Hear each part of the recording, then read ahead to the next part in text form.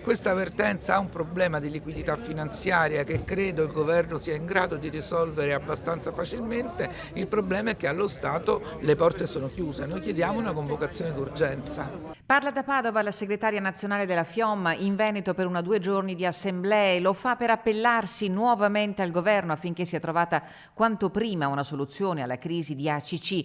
Non resteremo spettatori inerti di questo autentico omicidio industriale, incalza Stefano Bona della FIOM di Belluno, che a gran voce chiede alle istituzioni una rapidissima convocazione del tavolo che ha un dovere e un vincolo etico e morale nei confronti dell'intera comunità bellunese. Insomma, non si può più aspettare, tocca a istituzioni e politica fare sintesi. È un lavoro di squadra che dobbiamo cercare di fare per salvaguardare questi posti di lavoro. La situazione è sicuramente molto molto difficile. Sono due situazioni, quelle di ACC e di Standard, che vanno prese veramente con estrema attenzione. Io mi auguro che soprattutto il Mise possa trovare delle soluzioni. Padrina ha risposto positivamente alla proposta unitaria dei sindacati che chiedono l'istituzione di un tavolo provinciale sulle crisi aziendali. L'industria è fondamentale per Belluno, è stato il nostro dopo Vajont, con molta franchezza.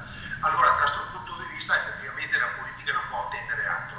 Queste crisi sono un po' figlie dello spopolamento e dell'isolamento, della marginalità che la provincia di Belluno in cui si è infilata in questi anni. Non per certo per demerito dei lavoratori o degli stessi imprenditori, ma perché se la provincia non viene inserita in un contesto di sviluppo e di connessione globale, finisce per morire. Da parte nostra c'è la piena disponibilità a attuare qualsiasi tipo di tavolo che possa, diciamo così, aiutare a risolvere queste situazioni che veramente destabilizzano l'intero nostro territorio anche in una prospettiva futura.